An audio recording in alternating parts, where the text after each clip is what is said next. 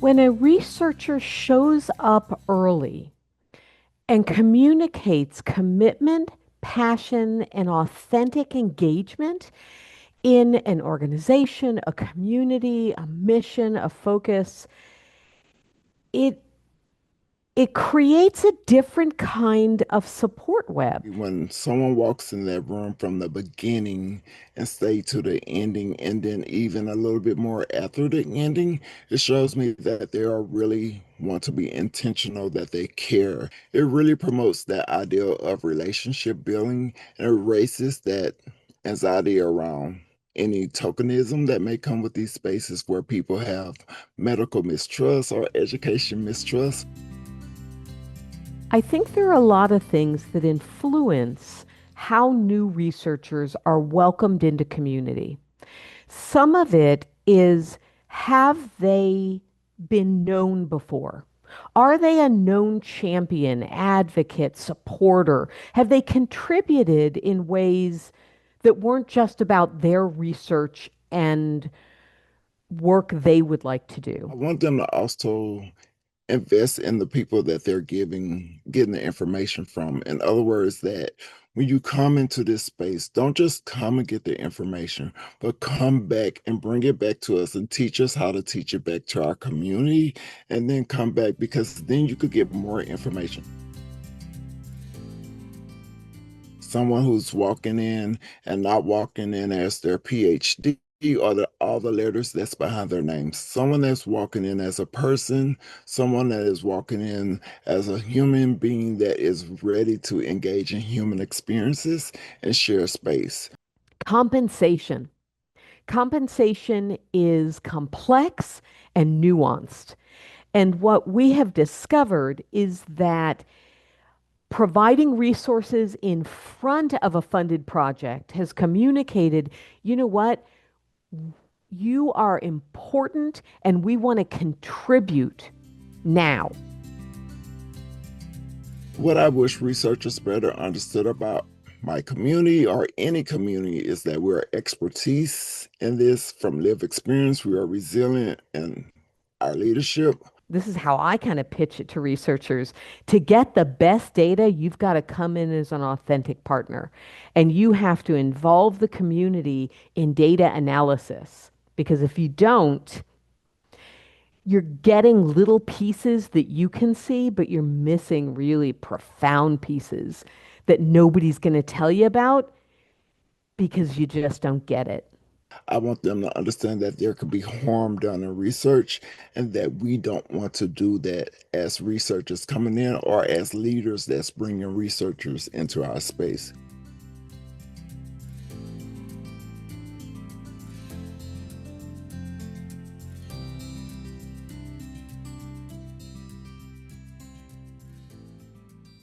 I believe with community engagement and any research opportunities, it's really important to set the framework and the groundwork with the community about the project. I believe what it's about and how it can impact and why research organizations are asking the community for their input is really important because I believe that builds trust and in communication. If the community sees the researcher is genuine, not only when they're in the community, but when they're in other spaces as researchers, as advocates, allies, or other, they should be demonstrating consistency. As an individual living with HIV for the last 25 years, a lot of the community is really tired of being surveyed and being assessed because we never get results back.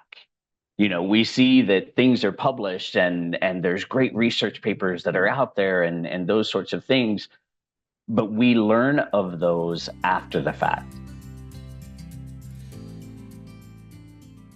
First thing that comes to mind when I hear about mutual respect or community driven is that community members are in the leadership team or the research team and are involved in developing the research question and methodology. It's about showing up. It's about being committed to the project. It's about being committed to the community and the personal growth of individuals. When researchers come work with a community that historically has been underserved or misrepresented in or left out of research process, researchers should acknowledge that. Mutual respect is, also the big phrase is meeting people where they are. That's fantastic, but we can't stay here, right? So there's a reason they are where they are. And you tell me where you want to go, and I will be the navigator, but you're still driving. I would advise researchers to practice their approaches to get comfortable with them, meaning maybe practicing them in other settings, or like being inclusive of community in other projects that they may be involved in, and seeing what that feels like and getting a sense of how they feel integrating inclusivity of community in their research process. We know you're smart, but use language that we understand. I think, it's just such a different level of verbiage that exists within the communities and within the individuals that are participating in the research.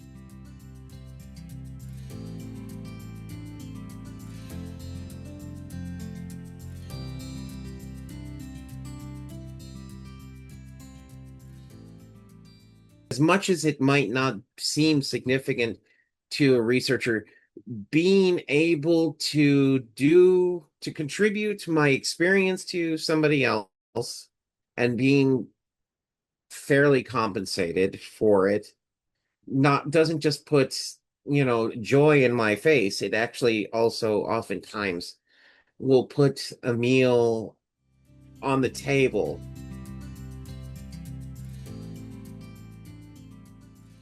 Researchers need to explain to the community members who are engaging with them how they operate and exactly how they fit into an institutional setting and what it is that they are aiming to achieve through interviewing them, through doing this research.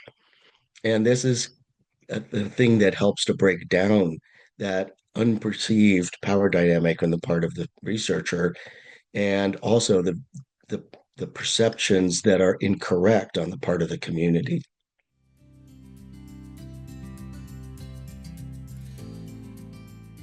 I feel like an equal partner in the research has to do with a discussion with a researcher about what is the question. And not every community member cares so much about what is the question, but they want to know why you're asking. And that's, I think, one of the most important things to get across to community members, to participants, to make them feel engaged. Why are you asking this question? How is it going to help my community? I want to see more people in my community actively doing the research along as a collaboration with these with institutions and gaining valuable, shall we say, something that they could put on a resume, something that may actually lead to them going for their post-secondary education.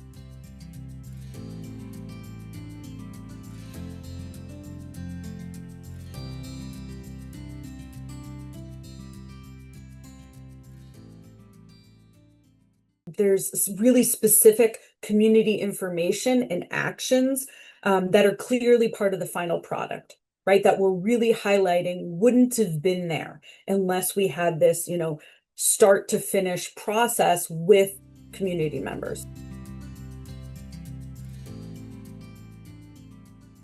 In order to reach different groups within the LGBTQ plus communities, we think about a variety of formats when producing research deliverables. And these include things like the scientific manuscript written in scientific language. For some members of our community, that is what they want and need.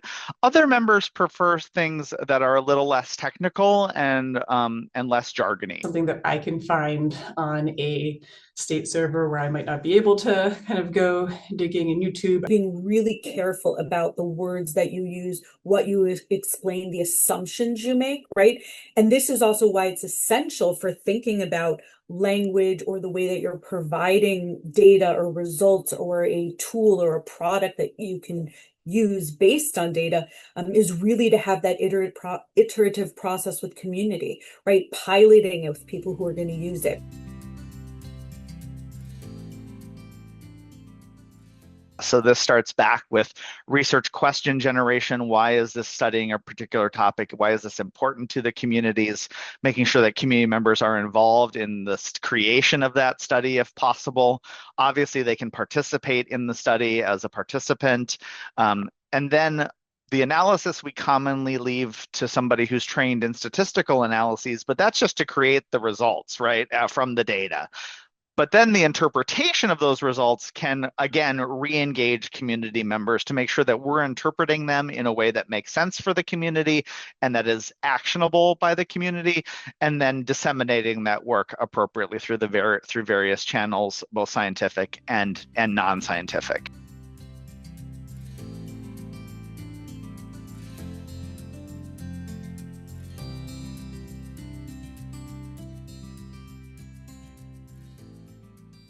Where people go in my community to access information or have really important conversations, I think is really dependent on the topic. But when you're talking about LGBT communications or the community, specifically trans community, I think it's really interesting that the conversations we've had has showed us that many people go to sources that are a bit more private and are open to having conversations in these more closed channels. But if you're talking about research, I think that people are going to their trusted sources. And what we've learned in talking to people and looking through the literature review that we did at the beginning is that people, when they're looking for research, are really looking for this communication that they can understand.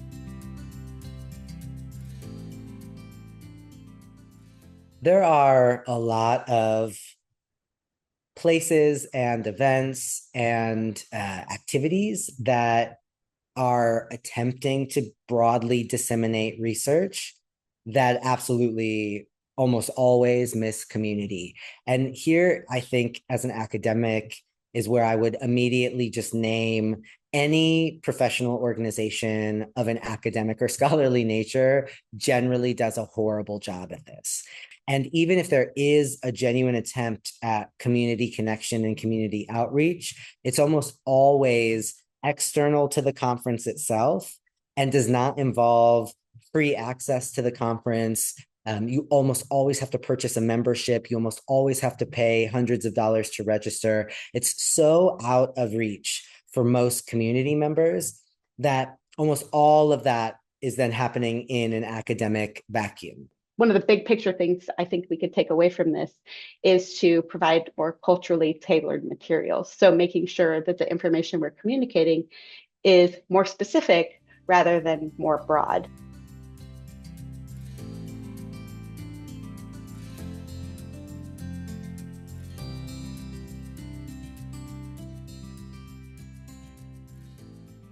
The ways that research community has intentionally or unintentionally caused harm in my community, the TGE community, and its effects are basically in this realm of undervaluation or undervaluing the community at different levels. So some of the ways that I've seen that undervaluation happen are undervaluing the community voice, undervaluing community's participation or willingness to participate, and undervaluing the community's power in the action of research or in the work of research. Those consequences often look like community not stepping forward anymore. What trust looks like, feels like for my community, it looks like getting your hands dirty, that you're in the community working with us, you already kind of know what you're looking for, why you're coming forward with your research question. Is the environment a safe place? Do you know the person or the people you are working with? What accountability looks like to my community, especially in the context of research, would look like asking the right questions at the right time. Community members need to see themselves in the research result. It does not do any good if they do not see themselves in the research. How trust feels is somebody coming back and saying, thank you so much for sharing a very personal part of your life, a very personal part of your story. Here's the follow-up of what we learned, and here's what we're going to do with this information. Here's how you can use this information to build solutions or better that narrative.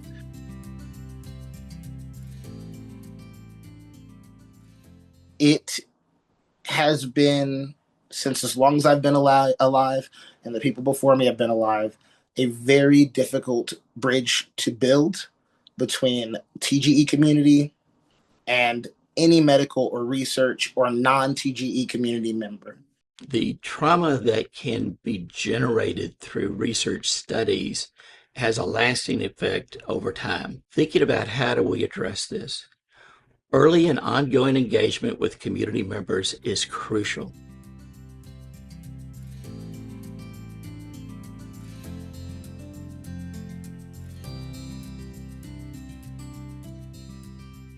I think research, when truly done right, could be a tool to strengthen what communities are already doing or seek the changes they need.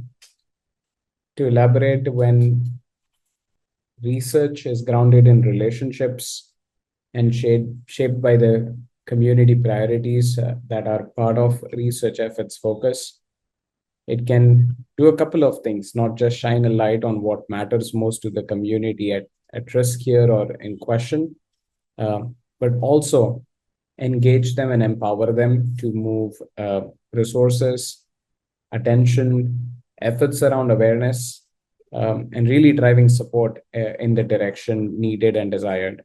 For all of this to happen, research and researchers really need to be driven by listening first, both intently and actively, and not pursuing efforts with underlying assumptions. I think community voice at the heart of it should not be seen as a check the box or an activity. Rather, it should be, in my mind, I look at it as a thread that should run across or be woven through all of the research results or findings.